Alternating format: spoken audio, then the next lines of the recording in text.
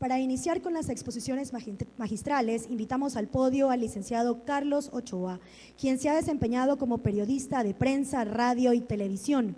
Ha sido corresponsal, reportero, jefe de información, productor ejecutivo de noticias y director de noticias en 2 canales de televisión. Por su labor ha sido reconocido con varias distinciones. En octubre de 2013 fue electo como primer superintendente de la Información y Comunicación del Ecuador, cargo que actualmente ejerce. El licenciado Ochoa hoy nos presenta el tema ámbito de control en base a la Ley Orgánica de Comunicación. Buenos días con todos y con todas. Realmente ver tanta juventud, como decía Pedro, motiva y genera el ansia de seguir adelante, tratando de generar un mejor país, un país para todos, un país donde todos tengamos por lo menos una oportunidad. Para mí, principalmente, es un placer estar en esta mi ciudad y ver a tantas caras conocidas que me acompañaron durante toda la vida, colegas de profesión, gente que de una o de otra manera ha colaborado y me ha permitido llegar al lugar que el destino me ha puesto y en el cual creo que estoy poniendo todos los esfuerzos con el único objetivo de tener una comunicación mucho más plural, mucho más igualitaria y, por qué no decirlo, mucho más decente. Quino, el creador de Mafalda, decía con mucha razón que la opinión pública piensa lo que la opinión privada quiere que piense. La realización de este seminario internacional sobre comunicación y control del poder de mercado es sin duda una enorme oportunidad para poner en el debate público, sí, en el debate público, una gran cantidad de temas sobre el mercado de las comunicaciones y más concretamente sobre las prácticas comunicacionales y comerciales de esos medios de comunicación orientados principalmente a la obtención de beneficios económicos, pero también, y era un hecho real y aún lo sigue siendo, la obtención de poder de influencia e incluso de determinación en la vida política y económica del país, en la vida de ustedes, en la vida de todos. La experiencia nos dice que en términos de mercado no pueden ser analizados todos los medios de comunicación y su dinámica económica comercial como si fuesen idénticos.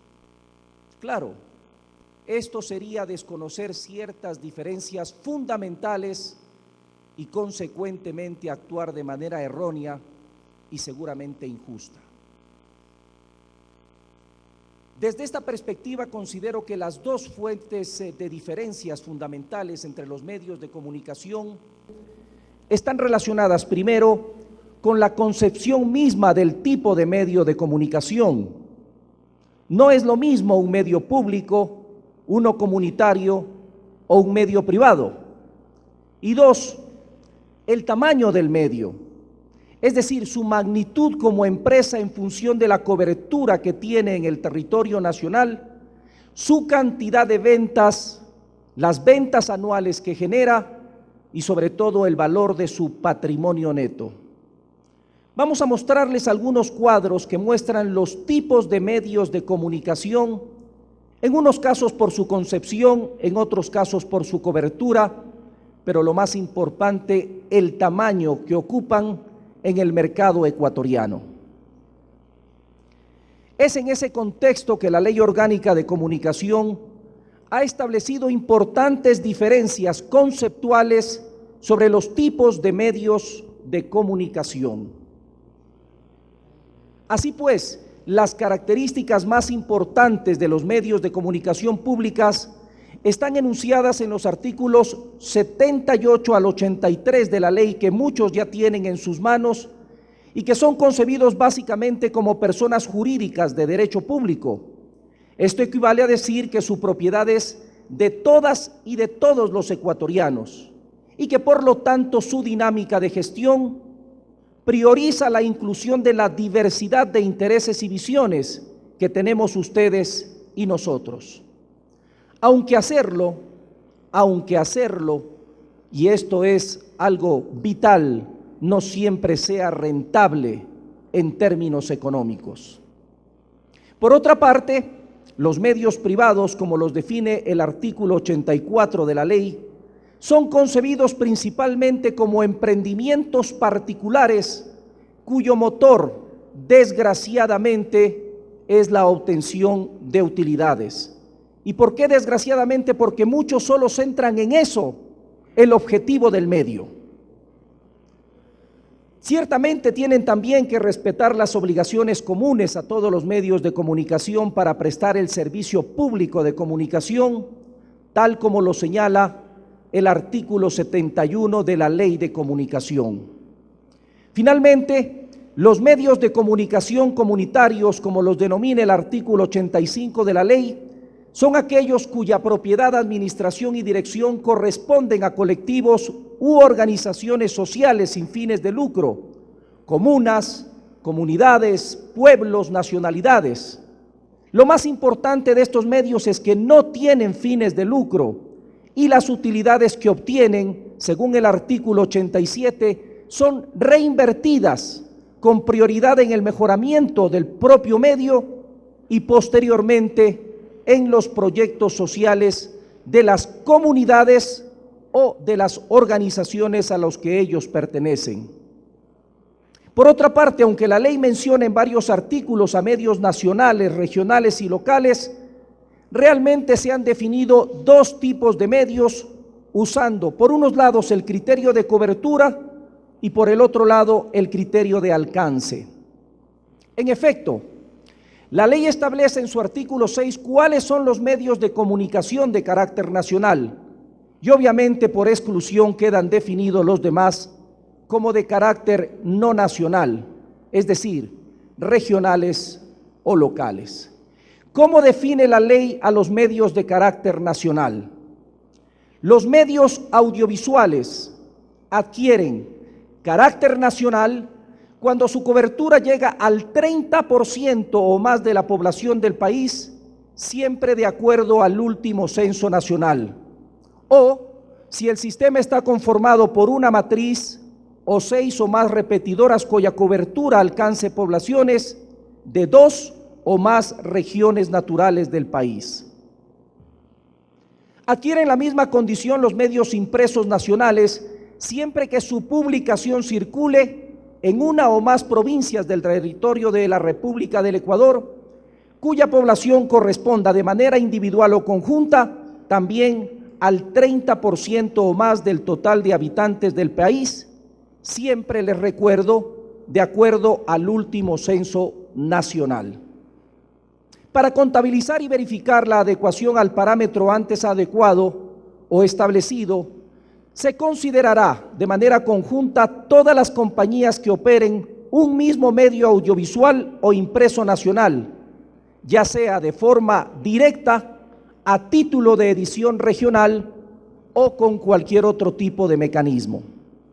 Con estos antecedentes, es poco factible que podamos trabajar en este breve espacio de tiempo la totalidad de problemas o situaciones que dentro del ámbito de las competencias de esta superintendencia tienen que ver con las dinámicas de mercado de todos los tipos de comunicación que hemos identificado.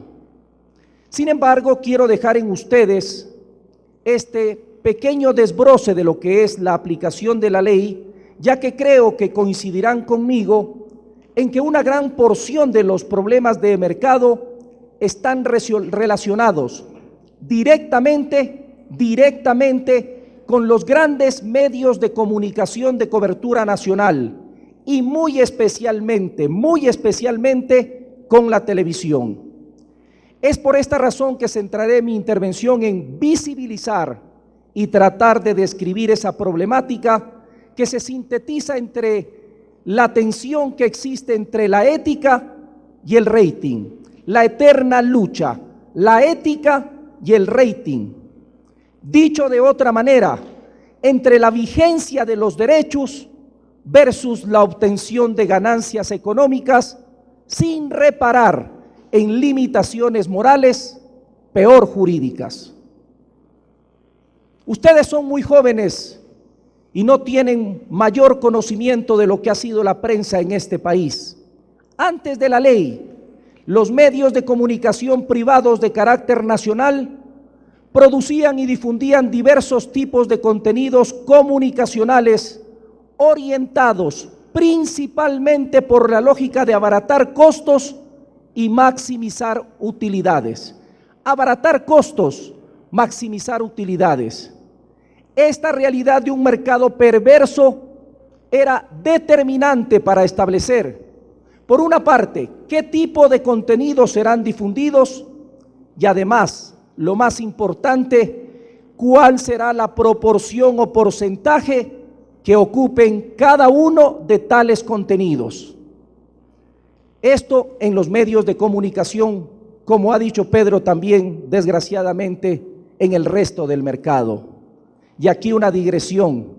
En este país no se tomaba avena, aquí se tomaba avena Quaker. Cuando usted llega al restaurante no le dice, deme un vaso de avena, deme un vaso de Quaker, porque ese mercado era cautivo para determinado grupo económico de este país, que les pongo como tarea, averigüen de quién se trataba.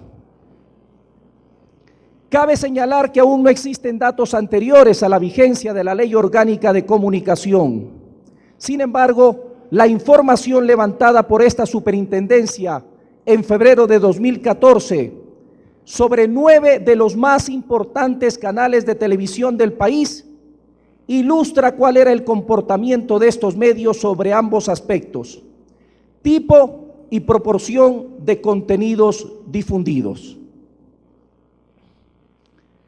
Como demuestra la gráfica, el 59% de los contenidos comunicacionales son entretenimiento en los canales de televisión. Entretenimiento, entre comillas. 20% informativos, 10% contenidos deportivos. Esta distribución y priorización de espacio de pantalla obedece únicamente a la rentabilidad que genera cada uno de estos tipos de contenido y demuestra de manera fehaciente que los contenidos menos rentables apenas ocupan el 8% en contenidos educativos, culturales, de opinión e interculturales. Caso aparte son los contenidos de televenta, que aunque ocupa apenas un 3% de la pantalla, su rentabilidad no depende del volumen de publicidad que se paute, sino del precio acordado para rentar y difundir el espacio del programa. Esta lógica de distribución de contenidos, basada únicamente en una concepción mercantil de los medios y de la comunicación misma, se ve afectada por la nueva ley de comunicación. La primera, que en medios audiovisuales se establecen franjas horarias para la difusión de contenidos comunicacionales. Estas son la A para todo tipo de público, la B para adolescentes con supervisión de un adulto y la franja C apta únicamente para público adulto. El efecto de mercado que debía generarse por el establecimiento de franjas horarias es que se reduzca el número o la duración de programas de entretenimiento en franja horaria A y algunos de estos pasen a la A y la C, ya que su contenido, por obvias razones, no puede ser visto por niños, niñas, adolescentes. Y correlativamente se espera un incremento de la producción y difusión de contenidos educativo-culturales, de opinión e interculturales. Y aquí les quiero comentar algo. ¿Saben ustedes cuánto cuesta un enlatado de cualquier novela venezolana, colombiana, brasileña, mexicana? Entre 800 y 2.500 dólares. Eso es lo que le cuesta a un canal de comunicación, a un canal de televisión. Y obviamente la renta que perciben alcanza entre los 4, 6 y 8.000 dólares de acuerdo al nivel de rating. Observen ustedes, 800 un enlatado para recabar en esa media hora entre 6 y 8.000 dólares. ¿Saben ustedes cuánto cuesta una media hora de producción nacional? No menos de 2.500 dólares. Esto es lo que ha impedido en su momento que la producción nacional surja, porque se prefiere invertir en los enlatados extranjeros antes que apostarle a la producción nacional. Lógica de mercado, lógica de mercado. Mínimo costo, máxima rentabilidad, sin pensar en la ciudadanía que tiene acceso a los denominados medios de comunicación. Les quiero contar una anécdota. Ustedes saben que Televisa es la cadena más grande de México y quizás la más grande de Latinoamérica. Alguna vez se discutía en su mesa de dirección el cambio del producto. Había gente que decía que Televisa tenía que dejar de generar tantas novelas y empezar a hacer algún tipo de producción que eduque a los mexicanos. ¿Saben ustedes qué dijo o qué respondió el titular de Televisa? Déjate de pendejadas, aquí hacemos televisión para pendejos. Bajo ese criterio es que se manejan muchas de las cadenas latinoamericanas y mundiales. La información que hemos logrado levantar aquí en el país durante el año pasado sobre identificación de contenidos en televisión según la franja horaria nos permite asegurar que en efecto el cambio en la conducta de los medios sea amplio y profundo como esperábamos. Veamos las cifras y expliquemos algo de ellas. Para leer estas cifras hay que tomar en cuenta, ojo con esto, que las estadísticas producidas en este estudio se basan en la clasificación que los propios canales de televisión realizan respecto a los contenidos que difunden. En ese contexto, es necesario señalar que es posible que no todos los contenidos, y este es un grave problema, no todos los contenidos identificados como A, es decir, aptos para todo público, por los canales del país, efectivamente sean apropiados para esa franja horaria. Esto significa que el medio pudo haber clasificado, por ejemplo, un contenido como A, aunque en realidad el contenido sea B. ¿Con qué razón? Esta distorsión en la clasificación de contenidos se efectúa por parte de los propios canales de televisión. Se puede producir principalmente porque los contenidos que son materialmente de tipo B los clasifican como de tipo A, con el único propósito de ser difundidos en franja apta para todo público por motivaciones comerciales.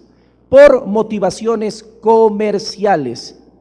¿Por qué? Porque sus principales destinatarios de la publicidad pautada en estos espacios son niños, son niñas y son nuestros adolescentes, generando una matriz mediática perversa que ya en su momento la mencionó Pedro. Se trata de una práctica irregular de clasificación que solo puede detectarse caso por caso y con un examen pormenorizado del contenido material de cada uno de los programas. Con las advertencias realizadas, los resultados producidos muestran una sostenida tendencia de los canales de televisión a incrementar la identificación de contenidos A, aptos para todo público. Esto se realizó durante un año con 4 muestras cada 3 meses. En el primer levantamiento de información, los canales de televisión sostenían que el 38% de su contenido era apto para todo público, mientras que en el último levantamiento el porcentaje ya llegaba a un 60%. Correlativamente, la tendencia de identificación sobre contenidos tipo B, es decir, aptos para mayores de 14 años con vigilancia de un alumno, paulatinamente disminuyó de manera sostenida del 40% al 23% en el último. Es decir, en otro caso, nos están metiendo gato por liebre. La identificación de contenidos tipo C, exclusivo para público adulto que realizaron los canales de televisión, experimentó una ligera alza hasta situarse en el 2% de todos los contenidos difundidos por el medio. Lastimosamente, los datos que tenemos sobre el decrecimiento del número de programas de entretenimiento y sobre el incremento de contenidos educativo-culturales de opinión e interculturales en televisión nacional no corroboran el gran incremento que la identificación de contenidos por franjas horarias nos hacía esperar o suponer. Veamos las cifras. La segunda vía por la que la ley busca afectar la distribución de contenidos basada en una concepción mercantil de medios y de la comunicación es la incorporación de un proyecto comunicacional como condición indispensable para la obtención de una concesión de frecuencia, para el funcionamiento de radios o para el mantenimiento o funcionamiento de una televisión. Este proyecto comunicacional tiene varios condicionamientos que cumplir. El primero, y quizás el más importante, es mostrar cómo el medio prestará el servicio público de comunicación, y cumplirá con las obligaciones establecidas en el artículo 71 de la ley. ¿Qué dice el artículo 71 que creo yo define el espíritu de la ley? Una ley que ha sido denostada por los grandes medios, una ley de la cual se invisibilizan sus propuestas, sus aportes, su aspecto positivo, y solamente se menciona la idea de que vino a coartar la libertad de expresión, a cerrar medios y a retirar periodistas.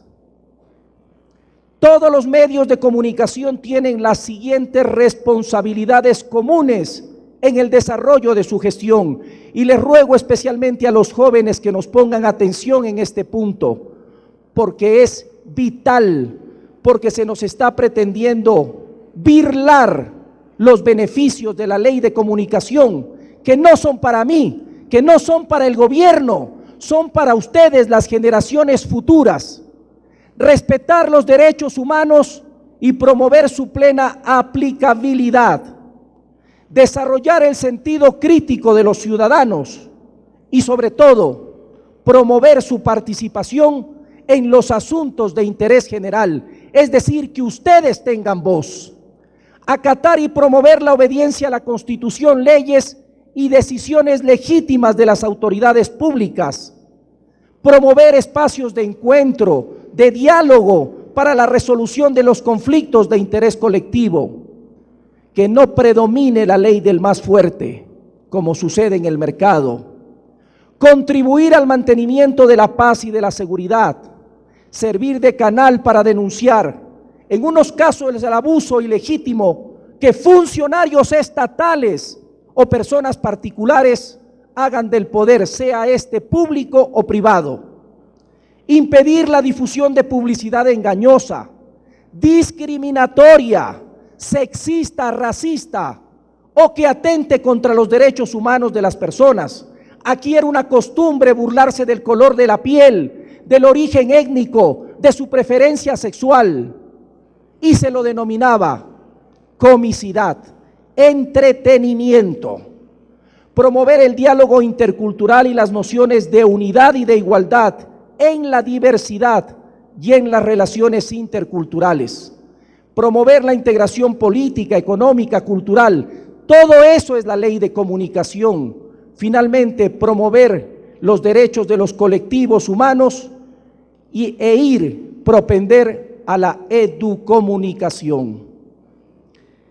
Este segundo condicionamiento consiste en el deber que tienen los medios de priorizar la difusión de los contenidos establecidos en el artículo 18 de la Constitución y en el artículo 36 de la Ley de Comunicación, que básicamente son contenidos informativos, de opinión, educativos, cultural e interculturales. ¿Qué les dice la ley a los periodistas? ¿Qué les dice la ley a los periodistas? Diga usted lo que quiera, pero hágase responsable de lo que dice. Diga usted lo que quiera, pero hágase responsable de lo que dice. Esto se ha canalizado en torno a la ley a través del reglamento para la elaboración y valoración del proyecto comunicacional por parte del Cordicom. Reglamento que estipula que superado cierto porcentaje de contenidos en la programación diaria, el solicitante recibe puntos en el concurso público y quien mayor puntuación será el que finalmente se adjudique la frecuencia. De esta manera se está planteando la entrega de frecuencias en el país para cumplir un mandato básico de la ley. 33% para los privados, porque creemos que tienen derecho. 33% para los públicos y 34% para los comunitarios. Redistribución de frecuencias, que es uno de los aspectos que más molesta al mercado. Que no se llegue a lo que tuvimos en este país, donde 8 familias tenían el 98% del espacio radioeléctrico. Redistribución de frecuencias para escuchar nuevas voces y nuevas alternativas. Dicho llanamente, para continuar con el tema, dicho llanamente, la difusión por parte de las frecuencias que se aplican en el momento de la entrega, los contenidos de entretenimiento no recibirán ni un solo punto para efectos del concurso público. La obtención de una frecuencia del espectro radioeléctrico para el funcionamiento de estaciones de radio y televisión estará condicionado a la calidad de la programación que los medios ofrezcan, teniendo como referencia la ley de comunicación. Para no cansarlos más, quisiera señalar que los cambios que se están generando y los que se van a generar en el corto y mediano plazo respecto a la selección, priorización y porcentaje de ocupación de contenidos comunicacionales en los medios de comunicación, sin duda que tendrán impactos importantes para las relaciones de mercado entre los diferentes tipos de medios, como he intentado demostrar, usando como ejemplo algunos aspectos de la problemática en relación a los canales de televisión de alcance nacional. Sin embargo, solo una producción de información de mejor calidad y de mayor profundidad nos permitirá a las autoridades de control en cualquier campo formular políticas públicas adecuadas para lograr un equilibrio razonable entre el respeto a los derechos de la comunicación de los ciudadanos y el conjunto de recursos que los medios públicos, privados y comunitarios pueden obtener de la sociedad y del Estado, en unos casos para mantenerse y en otros para desarrollarse.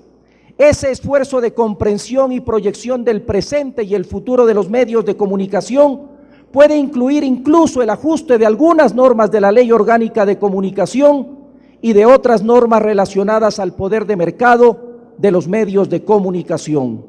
Aceptamos el desafío, le estamos dando la cara al país y nos comprometemos a trabajar en él, pensando sobre todo en el bienestar de los ciudadanos y la vigencia plena de sus derechos fundamentales.